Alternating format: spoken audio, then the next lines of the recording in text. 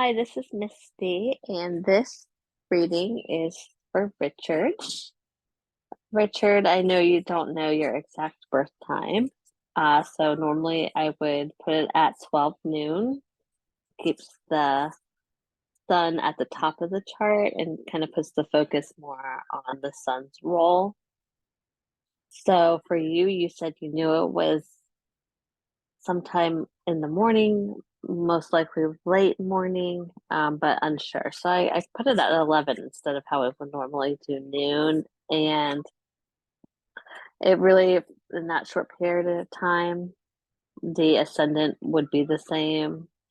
So I think that is going to be a pretty close, hopefully, pretty close representation of your real birth times display here too. So the only other one that it could be for your ascendant was Virgo. When I brought it all the way back to 9 o'clock, I think somewhere around 10:30 it changes into Libra that day you were born. So there's a chance that you could identify more with the Virgo ascendant. And sometimes people say that, humans are faulty. So when people have a certain time on their birth certificate, sometimes that is not even true to their ascendant because maybe it changed 15 minutes and that's when they decided to write it. So my point being that you can still really identify with your chart even if it's not exact, because the great thing is the themes will all speak the same story here. And when you get to the technical parts, you'll have to fill in those blank spaces and you'll reflect more on what these themes are appearing to you as in your life and in your psyche's experience. So let's get started here. I'm just going to jump into the aspects that really jumped off the page to me instead of specifically talking about the signs for that reason. I don't want to go too far with real specific sign personality type traits when that can be incorrect. So let's talk with the big things first. You have what I would call a seesaw chart. So half of your energy is on one side, and then half of your energy is on the other side. And it's kind of this opposite feeling. So here, if I cut the chart in half this way, this side is more personal growth, more buried in our consciousness and for ourselves, our thoughts, feelings, deep desires, more private, and with the exception of the 12th house here. And then this part is more public. So this is how people think of us, the names we've made for ourselves based on what we've done or have not done. And our energy is more directed outward into the world. So you're kind of torn here. You have a lot of personal desires to live a private life and a lot of personal desires to live a public life. And no matter what the houses are, it shows that there's this sense of wanting freedom and then this need for responsibility and order. And looking, if we were to say your home life versus your public career, your vocation or your highest calling,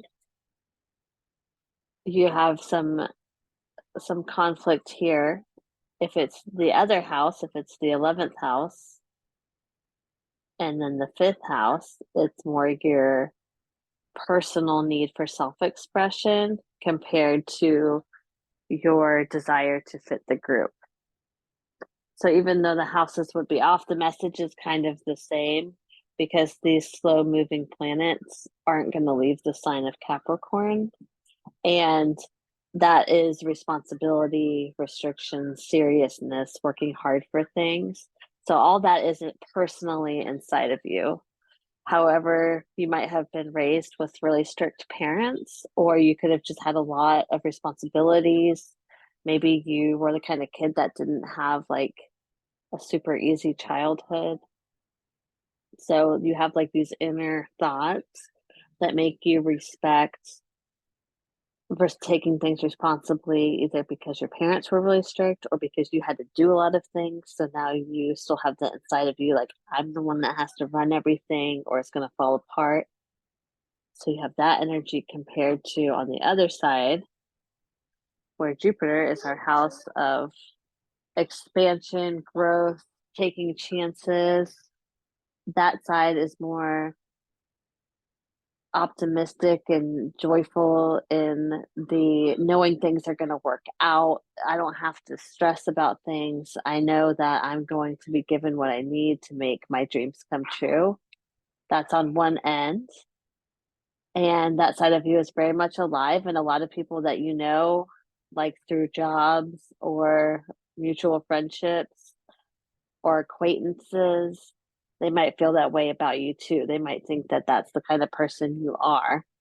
But there's the side of you inside that's not like that, that is very concerned about how things are going to work out and believes that it's only going to be through discipline of yourself that things are going to get accomplished. So in this natal chart, it's showing me with this little Chiron here that it is your journey to grow into somebody who is healed from whatever authority figure, because Saturn usually really represents somebody in our past or future, wherever we're talking. For you, we're talking past. So it usually would talk about there's some type of tension between whoever was a strong authority figure to you. Sometimes that's parents, sometimes it's teachers, sometimes it's early jobs, or just family culture in general that's been passed down so much that you feel like you can't break free from it. But usually it's in this situation, it's an authority figure, a person that was either too strict or in reverse completely absent. And either way, you were never really given a chance to relax and let someone care for you. You've always felt like you need to be the one either taking after this person, or there's just this deep sense of like not fear, but bad negative feelings with authority. You either fear them on some level, not maybe not this person, um, or you struggle with accepting authority because it shows this past relationship of there being some type of situation of being let down or hurt or misunderstood or not being able to be who you are because somebody else was like oppressing you. So your journey here is to overcome that by realizing that you, maybe through age or position in life now, you have been able to overcome that and you are free to do as you please, and you are your own authority. And in that way, you kind of let down the wall of authority in general. And in relationships where there is a difference in power, you can feel more comfortable. And it's kind of like an emotional release when you get there. But it can just show that there might be some early childhood um, thoughts and feelings that are still there about how you look at certain people of authority. All right, let's move on here. You are also opposing on another side of the chart is Mars, and all the way across there's Pluto. They're in a pretty tight opposition here, which means another give and take of desires and can lead to miscommunication and misuse of the planet's energy. So it's good to look at these. Where are you torn for action?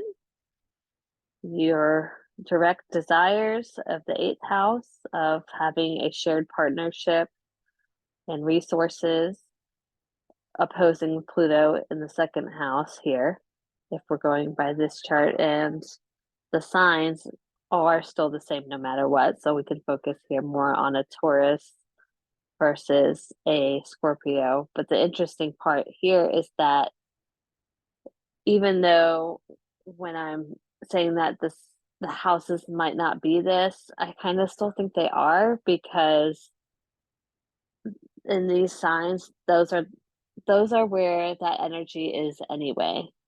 And these signs represent the same energy of where the houses, we call it, of where the planets are. And I know that's might not make a lot of sense, but it just magnifies that energy still. So even if it wasn't a different house, it's still this energy of either am I doing this myself? Am I building up my empire of my own ability? Or am I letting someone with maybe more authority than me or more power over me, are they making these decisions? Am I giving them the control so that then I can lean into their ability to support me? Or am I taking off on my own? And I know that Mars is the planet of action, and it's kind of like I'm not waiting around to see if this person is going to be right for me or if the situation is right for me. I'm going to go out there and do it myself. Or there's this energy of, well, I might have to give away some of my own personal freedoms, either if it's in a relationship or a job, but I might be able to have more shared security. So I'm not just doing this on my own. But sometimes in this opposition, it can be, well, with Taurus is about, values and feeling calm and at peace with our decisions, the sense of harmony in Taurus that will do things alone if need be, just to get that feeling. And it doesn't want to sacrifice that feeling. It's here because it wants to feel peaceful, and it already trusts that it can do it itself. Where Pluto is kind of this more about like transformation through big extremes of things. So it's hard to find peace in that type of energy, because it really has to explode sometime for the dust to settle and you to see what is the best outcome to complete your lesson. So, where that energy is pulling you away, it's kind of like the personal planet is your Mars here. So that's more you come off to me then as somebody who is more likely to do it on their own, to get it done, and to feel like it's there, versus, so I think if you maybe getting a job and moving out of your house maybe when you were young, because you would rather go on your own and do it yourself and find some peace so then the opposite, the Pluto, then you'd rather do that than go to live maybe with the family and then have to compromise your values to fit what they're under their control. So even though maybe you'd have the security you want, you'd have to do it at the cost of losing your own peace and accepting their values and their rules, when they're not the same as yours. Maybe they're completely different. So I'm using parents in your childhood home as an example, because without speaking to you, it feels like there was some turbulence there. And if that was true, then maybe you did move out young, and maybe you did decide to lean into your Mars energy. If that's not true, then I can see this playing into jobs as well, because it's right now it's in the houses of where you make money and who you make it with sometimes. So in this opposition, I would say your personal Mars, your feelings of that would be, well, I think there's things that I can do. So now maybe as you have grown, you're realizing now Well, actually, I do have more long-term stability and slow steps towards my goals with somebody. So now in the eighth house, if you if you haven't felt the forces of authority trying to stop you from doing those things, and you've made the decisions to be independently on your own and you're not under anyone's thumb, then now you can see, well, maybe my next step is to, to get married, have a family. Now I see I can do things with someone and I can have the peace. I can choose my own peace. And then you have this great trine with your Mars to Neptune. And that just kind of shows that you have like when you make moves about doing things, you're doing it for the peace of the Taurus, but you're also doing it for like this ability to kind of connect to like your inner wishes and hopes. And it's almost like there's um this like child, like a kiddish side of you, like this inner child kid who like had these big dreams about what he wanted. And when you really can tap into that and like judgment free, just let yourself daydream about things, you come up with really good ideas of action. And it might be with somebody. Maybe you were a romantic at heart and had some dreams about finding your perfect partner and then working together to build the life that you want. And it's great because in this aspect it's a positive one. It's a strength of yours. Maybe it wasn't very that fairy tale romantic, but there is this romantic sense with that energy. It's like it's that more positive outlook where a lot of times it seems like maybe you struggle with maintaining a positive outlook on things, but when you tap into your creative daydreaming inner child side, you have these ideas that you want to get moving and you want to do things with somebody. So that would be a big strength of yours to keep doing that, keep letting that inner child playful dreamy side help motivate what your next action's going to be. And with your Leo sun, so that doesn't change based on the time, and the moon looked like it was in Sagittarius all day on the first. So no matter what, you're definitely a Leo sun and a moon Sagittarius. So that is just so much energy.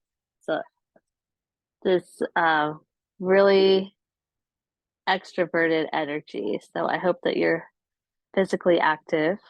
But it's also a Leo sun is this I need to be seen energy, and even if you don't really want that, but it's just the calling of the Leo to be brave enough to expose their true self, to receive affirmations from other people that you are great. And I feel like that is a wonderful sun sign for you because it's kind of a confidence builder over time. And fire is very um, confident seeming, but they're also very emotional too. And they have a lot of intuitive feelings about people. And people kind of think they're just happy go lucky, but that's not always true. They kind of choose to keep the energy higher and active. And, a Sagittarius moon doesn't want to be bored, but the energy here too is that emotional connection with people, to feel alive through connecting with others, being inspired by them and inspiring them on a real human feeling alive and passionate about being alive, not just being alive but really living.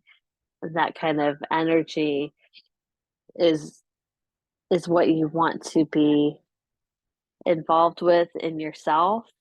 Your inner desires, your unconscious thoughts, or your soul, your moon in Sagittarius, you want to feel that spark and the passion. You need to be expanding your world and really feeling alive. So this position usually likes to travel to different places, checking out different scenery and real views that just take your breath away because you feel so alive in that moment.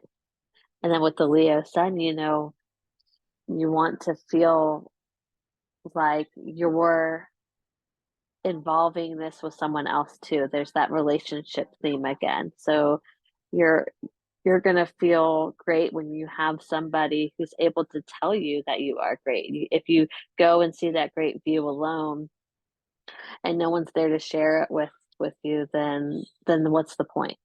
You need somebody who's doing these adventures with you, and then who can say and then tell you like, oh wow, this is so much better because you are here. Someone needs to tell you that you're here to actually learn how great you are, and there's everything great about that. If this is the wheel here of the correct times, then we would take our point of fortune here as just points based on other planets, and it would put it in Aquarius. I feel good about that because all of your signs, only Mercury and your ascendant change, also the midheaven. So I didn't include any, excuse me, any aspects going to Mercury or your ascendant because it doesn't, it might not be that sign. So that's why we didn't talk about those too much. But as far as your part of fortune, I feel like Aquarius would have stayed the same. And it just shows in the fifth house. So this is the access of my creations and individuality versus finding my individuality in a group, maybe a conservative group, finding your own. And you see that your sun is there. So it's like the theme is very strong here with personal identity. You find your personal identity through being confident with yourself, feeling like you know who you are, and feeling like someone should be lucky to be with you almost, and not in a cocky kind of way, but in a way like I am worthy and I am here to find people who notice that and who are willing to let me know that. And in the 11th house, maybe in a group setting where maybe everyone is kind of the same and you're here to shake it up and show them you should stand out, and you do that by example, and that brings you good fortune. Your creative a potential here of your own ideas and abilities can help raise and push forward ideas to the group too. So it's kind of like a trendsetter idea. Like you can come up with a good idea and it can be unusual enough that it's different and original and people appreciate it like a breath of fresh air. So if you have creative tendencies, then use it in that way, and it might be a good look for you. I am going to share the screen again to look at transits so we can see where you're going to have some, hopefully, some good luck in certain areas. So let's see.